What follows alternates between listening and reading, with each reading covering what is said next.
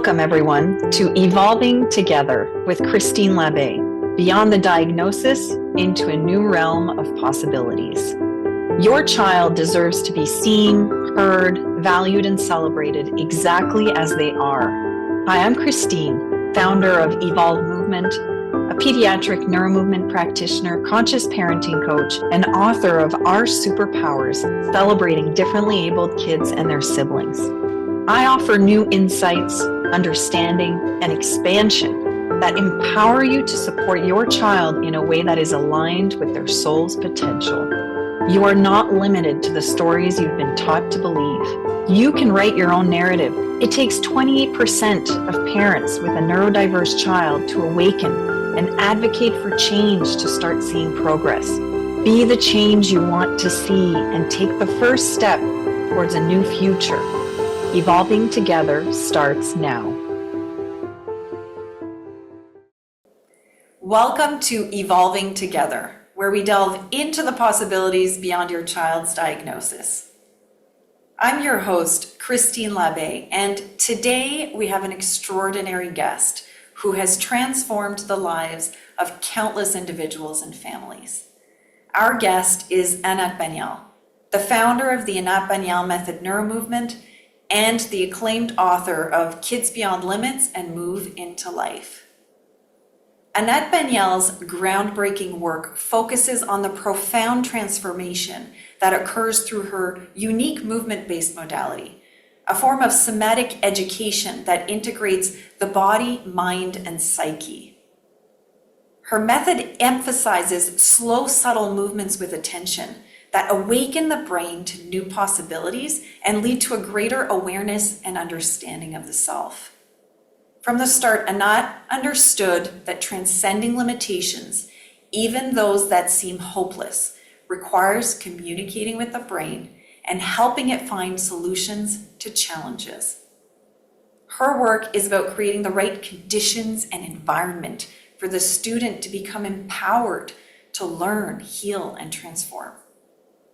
This holistic and ingenious approach aligns with how brain development naturally occurs, showing ways to access brain plasticity to achieve remarkable results. Anat's work has brought about significant changes in children and adults around the world, making the seemingly impossible possible. In our conversation, Anat shares how her method helps individuals come home to themselves, which enables them to open pathways to deeper healing and transformation. By expanding our ways of feeling, sensing, and moving, we can transform our perceptions and view of the world, leading to a profound awakening to new ways of living and being. This episode also highlights the importance of this work for professionals, empowering them to connect more deeply with the clients they serve, awakening within them the ability to recognize and resonate with others on a deep level, a key ability when it comes to parenting or being of service to children facing a neurodiversity disability or complex health challenges. In addition to the transformation it can have, it also serves as a powerful modality to empower and awaken parents to create an optimal learning and healing environment for their child to thrive in happiness and health, no matter their diagnosis. I experienced Anat's training myself several years ago, believing it would play an intrinsic role in my daughter's development, which it has. Through the training, I unlocked suppressed pain, experienced a sense of vitality and joy, and found a gateway to deeper self-awareness, healing, growth, and expansion. It awakened me to myself and allowed me to begin tapping into my own potential, which I felt was an important stepping stone to empower me to understand how to show up for my kids. So I'm excited to get started. Stay tuned as we begin this insightful and enlightening interview. Hello, everyone, and welcome back to Evolving Together. I'm so excited to have Anat Baniel with us today. We're going to talk about the profound transformation that can occur in the Anat Baniel Method NeuroMovement training for parents So this is going to be the main topic of our conversation today. And I'd like to start, Anat, with maybe you could begin by talking about the importance of the parent going through this type of transformation to be able to create an optimal learning environment for their child to thrive. I'd love to answer this question, but I think maybe we can talk about what the transformation is before we talk why it's important. So maybe you want to start on your end because you're a parent that took the training. Yes. So, well, maybe you could walk us through the transformation that does occur in the training, because I do remember in those early stages, it felt like I was learning to feel again, which I feel is something that parents suppress, especially when we have children that are, neurodiverse or that receive a diagnosis. Often it's so painful that we suppress our feelings. And I think one of the things I noticed in those early stages of the training was learning to feel again and allowing my emotions to come to the surface. And I remember crying a lot and not really knowing why. Maybe we could start there, because that was kind of at the early stage and it was really a breakthrough for me. Yeah. Well, Damasio, there's a well-known neurologist, Damasio, who wrote a very important book that is called The Feeling of What Happens. And my friend Gio Bolti-Taylor says we're feeling being that think, and we're not thinking beings that feel. So the ability to sense and feel is at the heart of everything in terms of our ability to be in the world. So, for example, imagine if somebody loses for some reason the ability to feel, sense the palms of their hand. They even though the muscles can still work, the palm becomes not useful. And you don't have to go to such a great extreme. We put on a heavier glove to pick up a hot dish.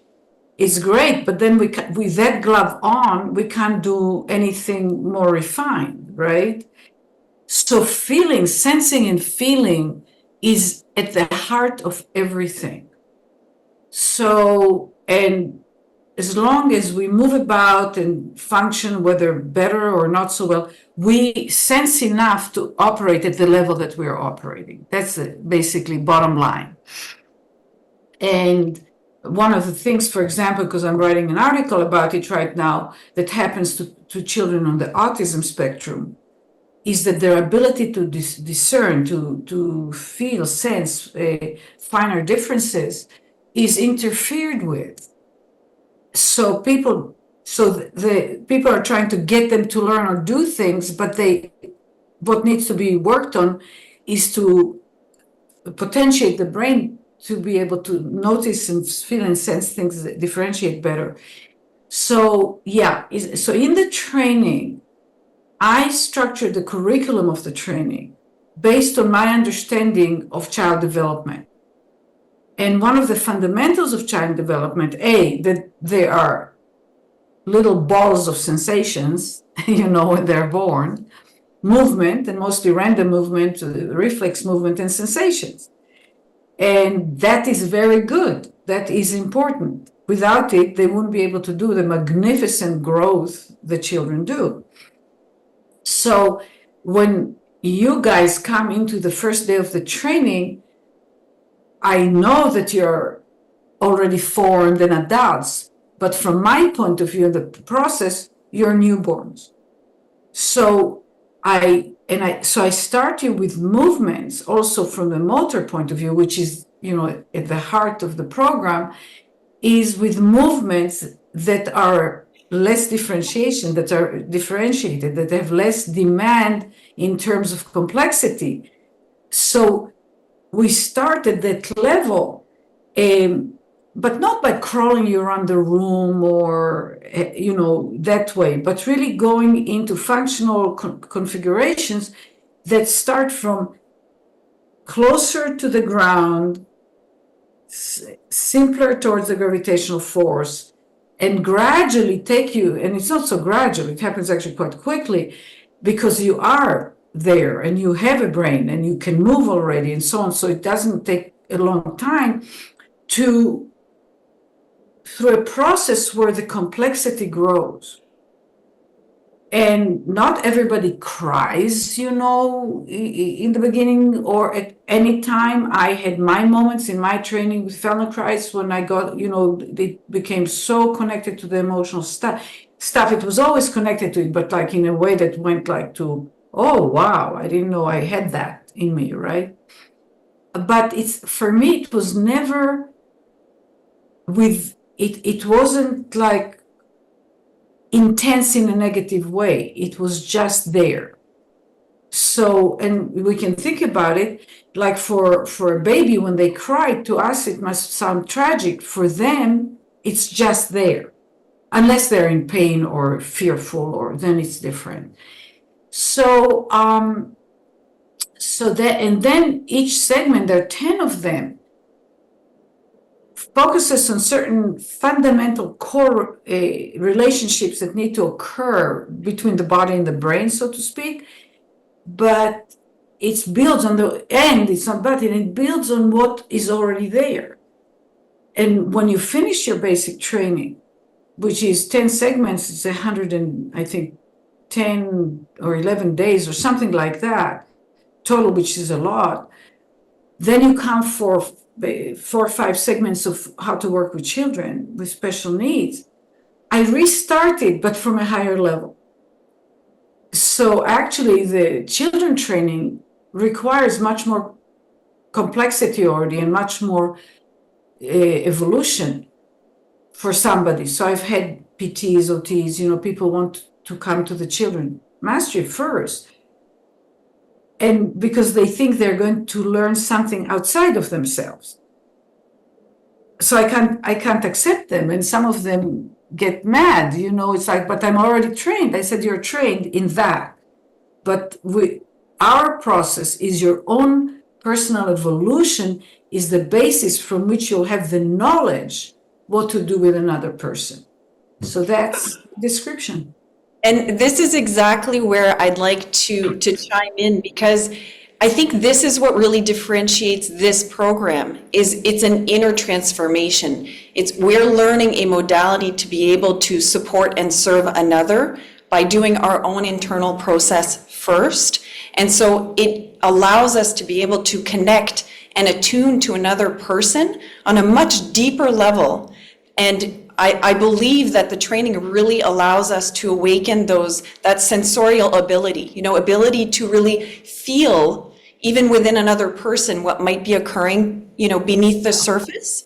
And this is something I find PTs, OTs, many professionals don't have this ability. So even if we look at professionals who work with children with special needs or children that are neurodiverse, they don't have the same capacity in that regard than I believe neuromovement practitioners do, is this ability to really tune into the child and meet them where they are and flow with them. So it's about flowing within the lesson. You often talk about not planning a lesson and just going with the child. And, we're not necessarily goal oriented. We're more so going with what's occurring in that moment.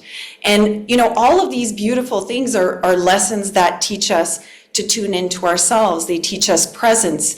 They teach us, inner expansion, which I feel is so profound for the parents, because it allows us to shift our perspective and to really start to see possibilities. Maybe you can speak to that, because I believe when you speak of the differentiation, those subtleties that we begin to feel within ourselves, it almost opens us up to starting to see these subtleties and all of these new opportunities outside of ourselves, because we're seeing them within. Perhaps you could speak about this. Sure.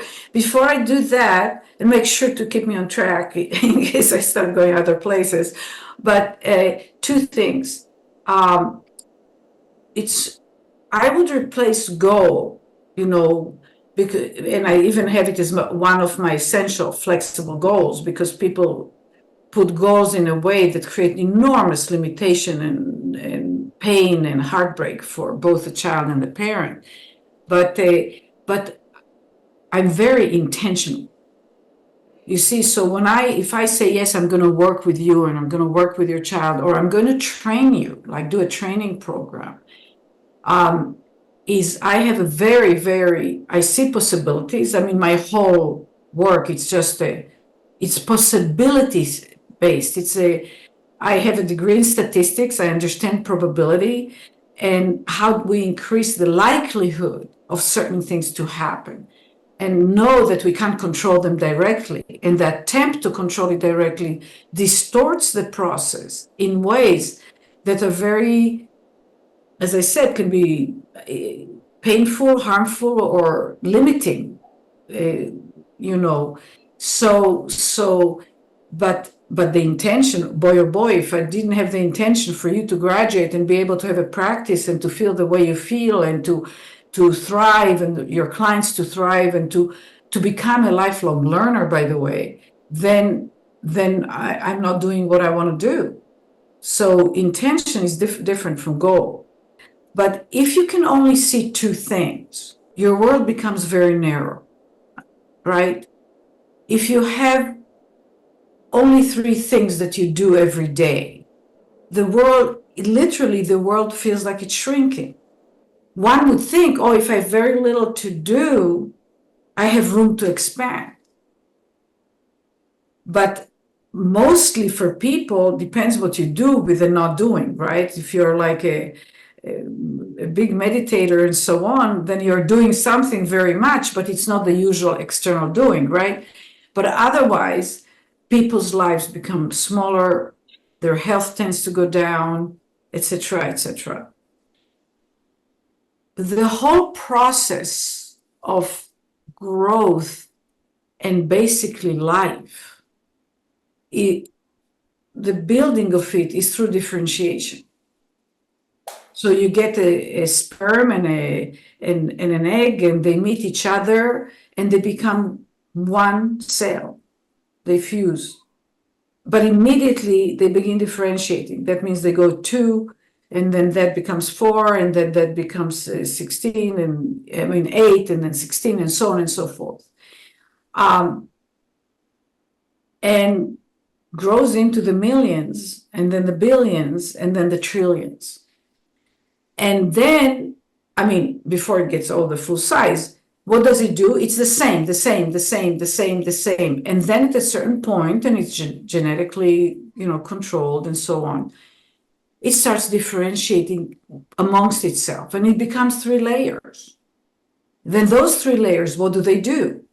One of them grows the skin and the brain and the other one does this, and the other one does that. Then within that, you start getting differentiation, right? You get the bones, and then you get the shapes, and you get the fingers, and then you get all this stuff is being built in the inner, and then there's a differentiation between different organs inside, and then the brain actually is different. The left side and the right side are different, which are very, very important in order to have awareness that it's not all the same. Anyway, so everything is differentiation, and then the biggest differentiation that happens, that is supposed to happen lifelong, is the differentiation in the brain. That means differentiation of function, differentiation of skills, differentiation of knowledge, creativity. All that stuff is built to keep propagating itself. And it can't propagate itself if it doesn't differentiate and creates the conditions for something new to occur. And that's basically the basis of life, vitality, and so on. And again, as this article I'm writing, I'm looking to do it in a way that, people will keep reading the article. It's a scientific article, so I don't know, they might get horrified in my style of writing, I don't know, but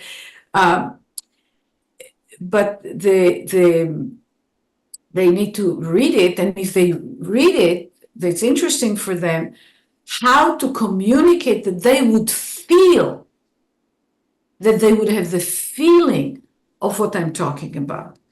And that's a killer difficult. And I have no idea if I'm succeeding, but I'm doing the best I can. Because I can't talk about, oh, that felt miraculous to somebody who, sits in a lab and so on. Because it will be just, they're not differentiated enough to absorb it usually. But that is what it's about. And that's where our work lives. That's where the possibility comes, because we offer a process that wakes up, that turns on, that potentiates this process where between the movement and the sensation and the feelings and the ideas and your history and so on, you differentiate and you elaborate yourself to being a more of you. And that is, there's something I wanted to say, and that is the expansion, the inner expansion that manifests in external, by the way, greater freedom. Yes. Greater freedom. So when, I apologize for coughing. This is tough to say, but I'm going to say it. So, because your audience has a lot of parents with children with challenges. When we have a child, nothing is more important, right? I mean, unless something unusual is happening, that's it. The child is it. And it tends initially, it tends to narrow our world, right? And it's supposed to do that. We have to keep on schedule, wake up when they cry, give them, nurse them, blah, blah, blah, blah, school and the teachers. And it's kind of like this. And even this can be helped, and when a child has medical issues and challenges and this kind of stuff, the anxiety is enormous. The shock is enormous. It's trauma. And what does trauma tend to do to us? Way. Stop. I mean, it's like we have to survive, right? The whole survival stuff. And we do. And it's very challenging. And I've worked with parents of child with challenges that are MDs, that are PTs. They're no different from anybody else. When it comes to their child, they're not expert in that. They don't know. And it's even harder for them because they think they should. So it's important to recognize it. And the first thing to do is really get as much support as you can from people that are not increasing the anxiety and the terror of the situation.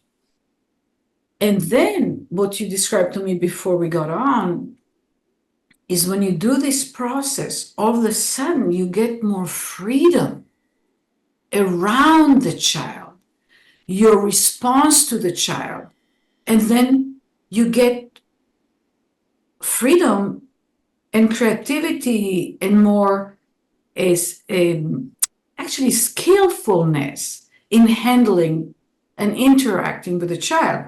And by the way, that greater skillfulness is also interacting with anybody else. Because this program is not for working with children with special needs. This program is learning how to work with other people or how to interact with other people to help create conditions for the other person to get home to themselves more and more and be well. So that is how I see it. I love what you just said right now. And I feel this is exactly it, is that the program is really open to so many people. People who are psychologists could do this program. People who are medical practitioners could do this program. There's so much that occurs within us. I had a woman, I'm sorry to interrupt. That's okay. I had a woman with a child with pretty severe, very severe cerebral palsy. And she was a housekeeper. And she somehow, one of the people she worked for was a wealthier person that paid for her to come and get sessions with us. She had to fly in. And her self-image was, we were about to open a training, and her self-image was that, well, she can do it. She's a housekeeper. And I said to her, and why can't you do it exactly? You know, what don't you know? You know, and I actually worked, interacted with her, and she signed to the training, and she did the training, and it changed everybody's life, her daughter's life, her sense of self, her everything. So when you say, I like it that you say, the doctors have been taking it. My dear friend Martha Herbert took it twice. We're working together on this article, so on and so forth. I mean, I'd love to have those people that are in positions to influence more centrally and bring about change. But pretty much anyone that can walk, talk, read, and write, can take it, because it's knowledge based on experience, and then you can gain data along the way.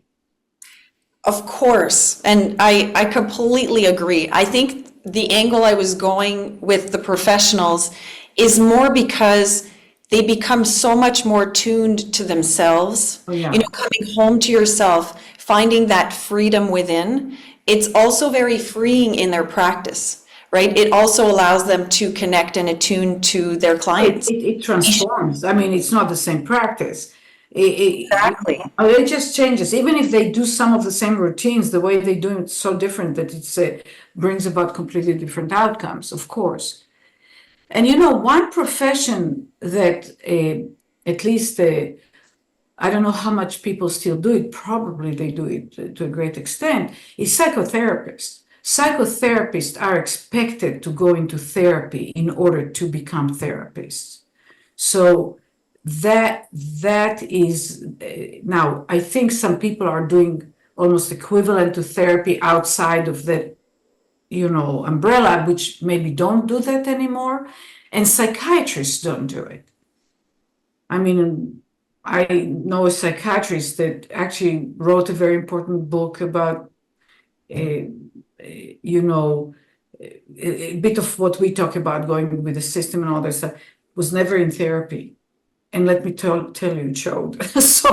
so it varies, but I totally agree with your point. Yeah. Yeah, so it's so valuable for everyone, and I think it's important to touch on all of this, but I'm going to take the conversation back to something you said before about the parents and the trauma that occurs, when they get a diagnosis for their child, and how that can be very difficult, and it can really shake one's world completely. And I found, and I think this is myself, and there are many other parents that have done your training, where, and I spoke of it a little bit at the beginning, it felt like the beginning of a deeper healing process, and this ability to heal and to come back to oneself, and to even heal our sense of self, to become more authentic, to find that vitality again. Because a lot of us, when we're parents, first of all, we lose ourselves. But then when we have a child that has a specific diagnosis, sometimes we identify with being a parent of a child with special needs. And so we completely lose our identity, who we are. We lose sense of that creativity, which is really what gives us that life force. And I talk a lot about being positive influences on our children and really modeling, being the example. And so going through our own process and finding that self-confidence, being authentic, practicing things that are creative, right? That allows us to really be free to be who we are, is so important to model for our children, especially when they're different, right? Because we want to celebrate them. We want to be able to see those things that are within them instead of being so focused on the limitations. So much of your training has really allowed me to expand and open up to all of this. And so I find there's so many topics we could talk about, just even in terms of parents and how much it transforms their entire relationship with their child, how much it transforms how they support them, how they see them, and it brings you the ability to be much more joyful on this path, which a lot of people find difficult. Do you want to speak a little bit about this? Sure. I think an important part to say here that by doing this work, almost always the children get better. They don't necessarily go all the way, but within where they are, they develop, they evolve. The children, that's one of the things that from the very beginning when I started working with kids, parents said to me, my child is so much happier. And they're happier because they're getting more of what they need. Because a lot of what people do, I'm not talking about the immediate medical stuff and feeding and all that stuff, but what is done in attempts to help them is actually very burdensome and at times traumatizing them. So again, if they need a surgery, you do the surgery, right? I mean, and you do it in the best way you can, and to minimize, like you see, and I'll talk about a little bit my understanding of healing from trauma, from the point of view of, our work and the brain, basically, and the tissue, us, right? But I want to continue on that a little bit. So it's a skill. So you as a practitioner get a skill. That skill can be already taught, like in my course From Fixing to Connecting, where parents can learn how to adopt some of these basically principles or ways of being in the daily life, because it can be done in any action we take. We can do it in that way or that way or that way. So we're talking about learning to do it in a way that connects with the child and promotes differentiation, promotes learning. And so really, when we really learn and really discover the new, it's exhilarating. So healthy children gets exhilarated a lot if they're not confined, because they discover, like, oh, you hear kids playing in the playground, they scream and shriek at the top of their voice because everything is amplified and everything's so exciting if they're doing well, right? But I discovered, because everything about this work, especially in relation to the children, I discovered. I mean, I studied with Feldenkrais, but then I discovered. Based, my baseline was very high because I trained with him. And what I discovered, that the experience of joy, exhilaration, and enhanced, immune system. A lot of the kids that came to me would come and they have a cold every 2.5 minutes. And then I work with them and they stop getting cold. And I thought, I wouldn't, it was so weird for me. It was so not related in my own understanding that I just chose not to think about it for quite a while. But I observed it. I saw that it was happening. I observed it actually in myself too. So with those children, within where they were, and sometimes very, very serious stuff. I remember with a child that also didn't have she had a short life expectancy. So the parents know she's not going to live she lived, once they start with those kids tend to live longer when we work with them, but we don't, necessarily reverse the life expectancy in general. Sometimes it's a year and a half longer. On a 1.5-year-old, that's a lot added. But she there was all that stuff, and one of the things was her head was turned to the left all the time. She just lay there. And I remember the very first session I worked with her, and she was able to turn the head to the middle. And her eyes could see in a different way. And she was so happy. She was so excited. It's only us that grow up and we see TV shows and we are on social media and we think, oh, their life is better. Why don't I have $1 billion? But the little ones, they can't do that. So they get to that feeling. The process of healing is being, if when necessary, is being aware of the past or being aware of what happened to you. So as a parent, it has happened to you and actually makes it harder to get over it because it keeps happening all the time. You know, you're with your child and you love your child, but you're also witnessing the initial devastation, the cause of the initial devastation, right?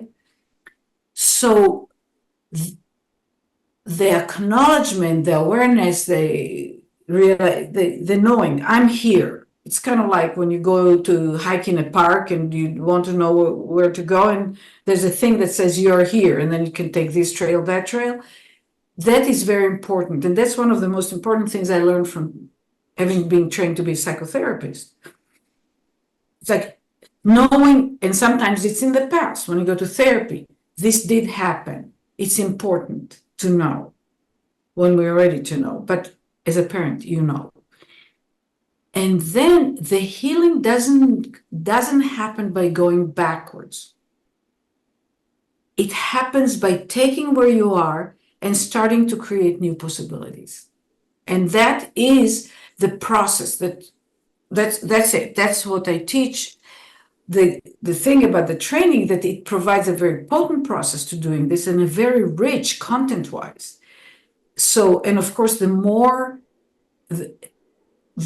complexity one has, the more possible things you can do with it. You know, that's my duck lecture when I try to explain to people exponential stuff, right? So I'm again writing this article, and when it's published, assuming I'm going to finish it on time, I am going to let you know where to find it, and you can let your audience know. But where was I going with that? Just one second. I don't remember. It'll come back. That's okay. I actually loved when you spoke of the children and the joy and the happiness and how, suddenly they are healthier. And it makes a lot of sense to me, actually, because I believe that to create an optimal healing environment, a child has to feel optimistic. They have to begin to see themselves differently. And I feel that our work really helps them discover themselves. Oh, 100%. Right? Through a different lens, because the lens that is presented to these children. It's not just discover themselves, it's to form themselves. Yes. We form ourselves. So we already have the arms and the hands and the fingers, but what are we going to do? And we don't even know it's me. It's part of me for quite a while. It all through experiences, there literally is mapping happening between the body and the brain, but it's not a two-dimensional map. It's not a flat map. It's many directions in many contexts, in many possible actions and movements and so on. And it's limitless. We could live 1,000 years and not in a healthy state and not exhaust all the possibilities. Now, we don't have to have that many possibilities, but we need to be in the process of growth, the process of both creating more possibilities, but also improving the quality by which we do that. And that's the hidden thing about my work that I think also some of the practitioners maybe not totally get. There's a lot of contents because we always work for contents. And of course, we become more and more prolific. So, we are, and it's very kind of gets our attention. But then there is the quality with which we operate, the quality with which our brain operates. And that is a huge, huge focus of this work. And as Michael Merzenich said once about this work, our work, he said, when you have a better, stronger brain, you can do and have a better life, right?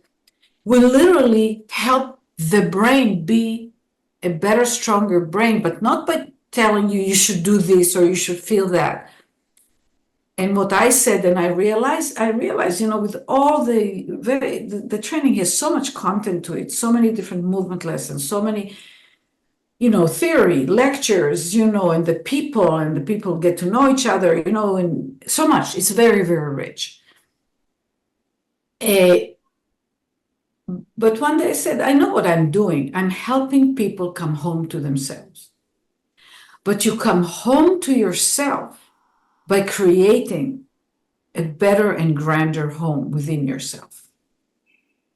One that you didn't even know existed. Because it didn't. Right. You see, when we get there, we say, oh, I'm home to myself. All these years, I didn't come home to myself. You didn't grow a home.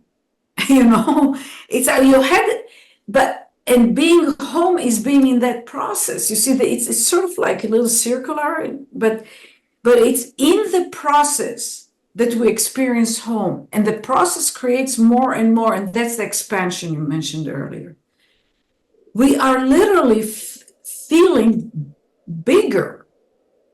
I have a few people, but I have one friend that is objectively maybe 2 inches shorter. So I'm not very tall, and she's less tall.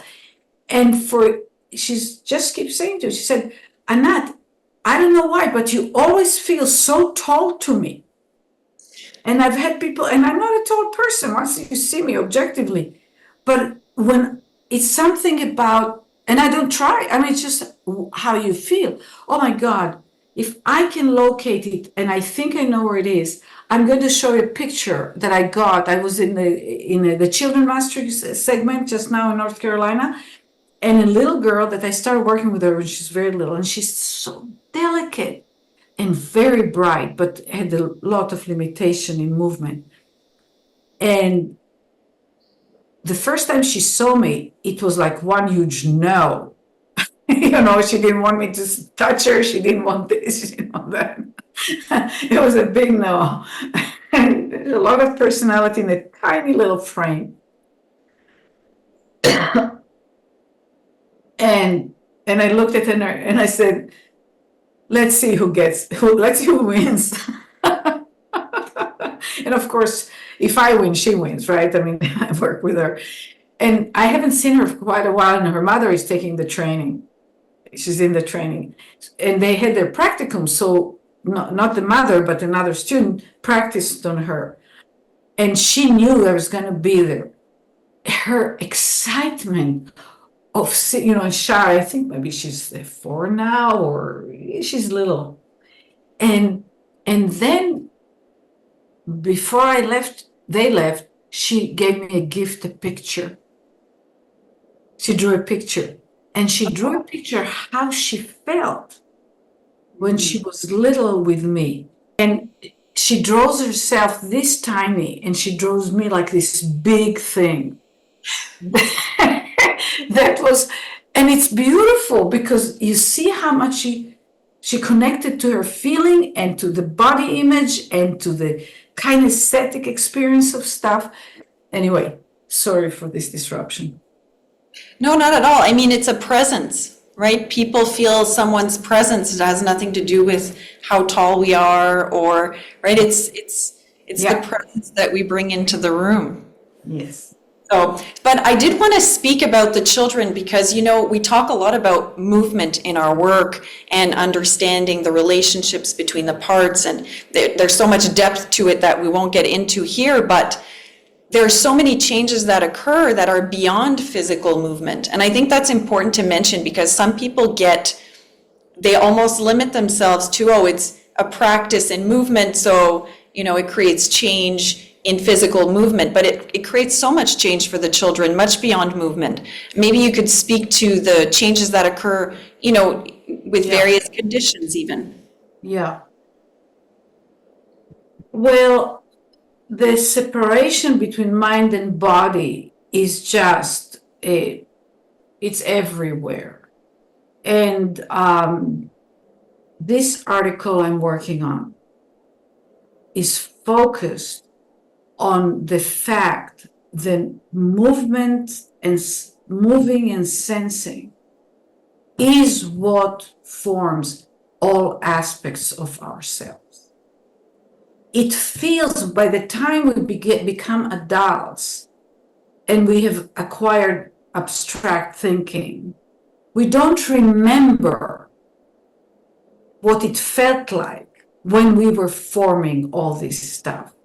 And then all the skills, the cognitive thinking, the interpersonal stuff, emotions, and so on and so forth. It feels like, oh, there's the movement, and I'm going to go to the gym. And people realize I go to the gym and I feel happier, but they're told, oh, because your brain produces more endorphins, or which it may very well be, but it does.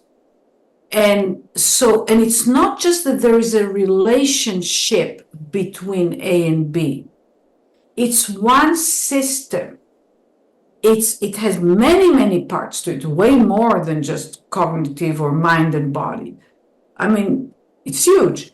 But functionally, from life points of view, it is one system that generates all that we know about ourselves. The mind, the body, the emotions, the feelings, the beliefs, the this, the that.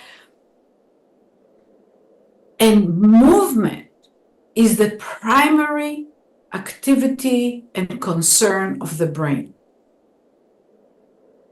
You take movement away, you took life away, right? And this is the brain's first concern or engagement or its thing, That's why I coined the phrase, movement is the language of the brain. But it's not, movement always comes with sensing, with sensation. And the sensory cortex and the motor cortex are next to each other in the brain. And a third of the motor cortex is sensory cells, because it can't be otherwise, because it has to operate and inform each other all the time. So if we want people to get better, however we want to, movement is actually the best thing to begin with and continue with. But I'm not talking about movement like exercise or movement, and exercise is great. I mean, I like to move and I hike and stuff, but I get just way too bored to exercise. So it's not good. I'm told I should weight lift and things. We'll see, maybe one day. But it's not against doing, movement, but it's how you do it. And that's what the training is all about. Utilizing this immediate access and opportunity to connection with the person, irrespective of almost anything, if you really, the sensing and moving. I've been told so many times by parents, I can't believe your child lets you do this. They will never let me do this. However I do with them. And because of the way I've been interacting with them, it's almost like I'm sort of lending myself to them. And through that, they can launch themselves into the next thing and the next thing and the next thing. And in that sense, there's just no separation. Now, if we take it a little further, thinking is movement. It's a form of movement, real thinking. You start here, stuff happens, movement in your brain, movement in your muscles, movement everywhere, in your eyes and so on. And then you have an idea. You have a thought. You solve the math problem. I remember I told the Merzenich, the famous neuroscientist, that they were doing, he has this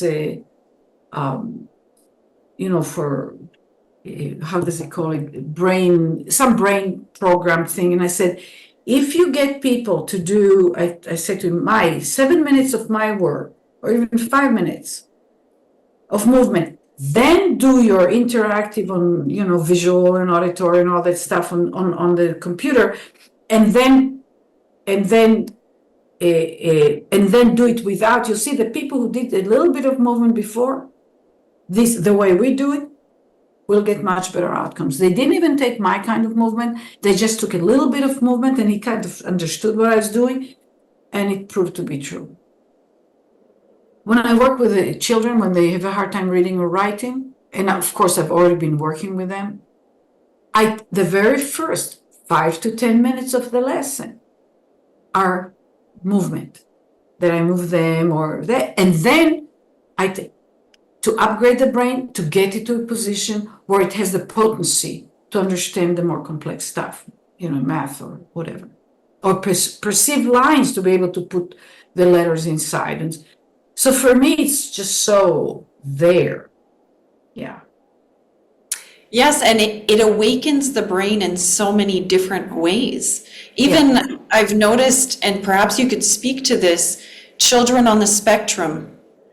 Oftentimes when we start to work with them, they come home to themselves, as you say, but it's almost like they had no idea who that was, and they start to discover who they are. And so the changes are so different than the changes we're going to see in a child that has CP, for example. I mean, there are similar changes, but visibly you're going to see, right? Yeah, I mean, I can read to you what I wrote this morning before I got on to you in the. I just wrote it. Here we go. So it's the summary of. I described in incredible detail a total of 2.5 minutes of a beginning of the first session of a child on the autism spectrum, 21 months old, and I say everything I saw and everything I did. So 2.5 minutes did it. And or 3 minutes, however long it was. During the session, as wise, involuntary, repetitive arching, he did a very violent arching movement backwards, dissipated and disappeared. His movements became progressively more fluid and harmonious, while concurrently, he spontaneously began noticing more and paying attention with growing duration. His eye contact and directed gaze at what was happening with him and around him spontaneously appeared in conjunction with the motor progression. In tandem with all of the above, why emerged relational? He started, he didn't have any eye contact. He did this repetitive, involuntary, violent, movement, and he never related to anyone, not to even his twin brother. And within 15 minutes, basically, he was quiet. This arching never happened again. Looked me straight in the eye. Even, when I did something with him that got him to giggle. And then I said, again, and he got what I meant. And he said, So he had totally nonverbal. I got him to, that's verbal, right? 15 minutes. Now, did it need more work? Of course. There's a tendency for the regression, and there's so much more to do. But I just called, now they live in Israel, and I called, and he's been fully integrated into school without an aid or anything. He's 6 years old. He kept getting not a whole lot of lessons, but batches, the way, we tend to do it. And then they moved and they worked with, I gave him probably a total of 2 lessons his whole life. Everything else was done with other teachers.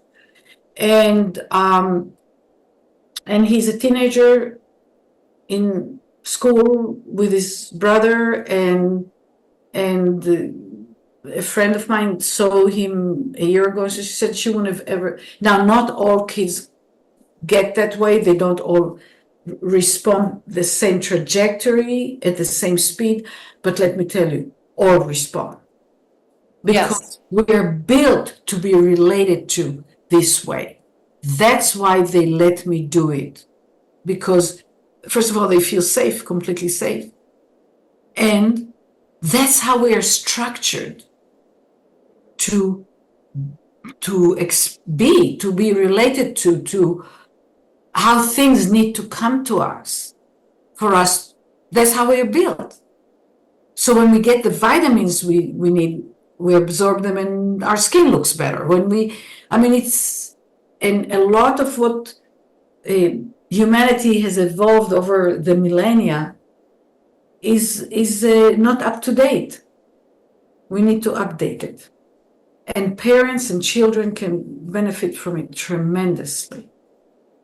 And for people who may be taking a training is too much for them to even think about at this point, they can come to you for lessons. They can take the Fixing to Connecting course when we offer it again. They can, we do little 3-hour workshops now. We offer them for $35, not Canadian, American, but it's still not that much.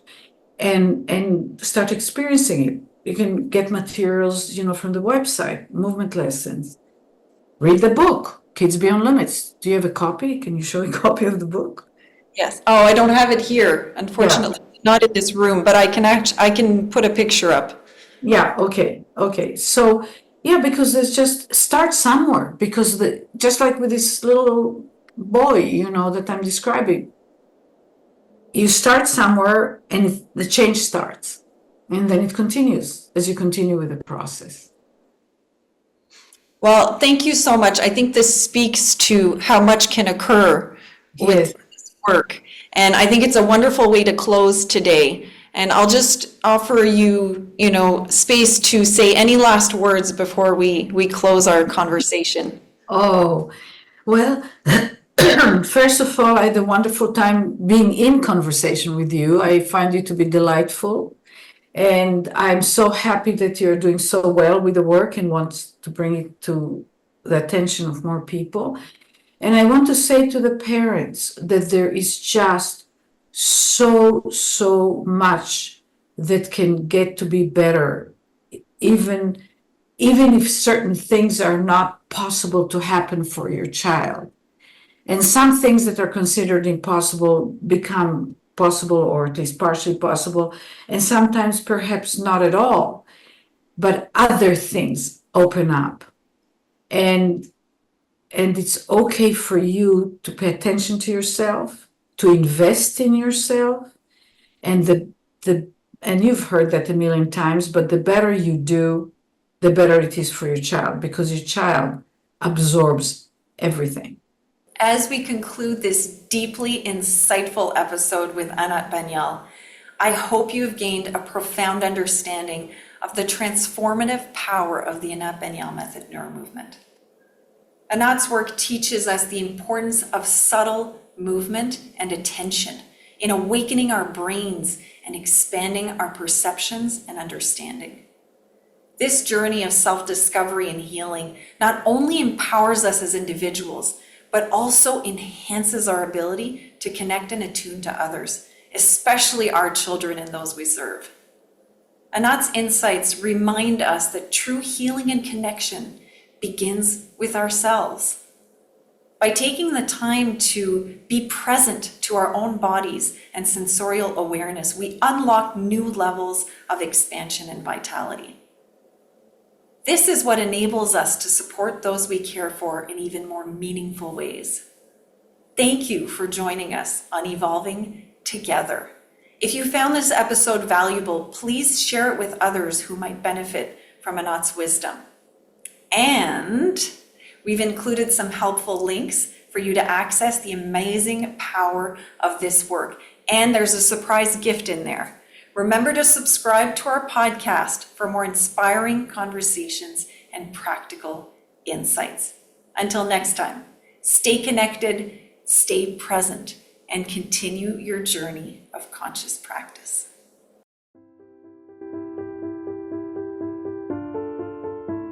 You've been listening to Evolving Together with Christine Labbé, beyond the diagnosis into a new realm of possibilities.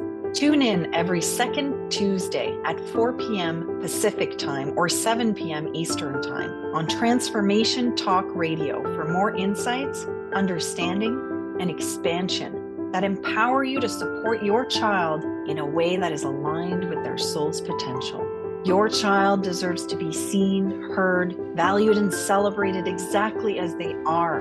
Are you ready to be the change you want to see for your neurodiverse child? Take the first step towards a new future and visit www.christinelabe.com or check out our collective site, www.evolvemovement.ca.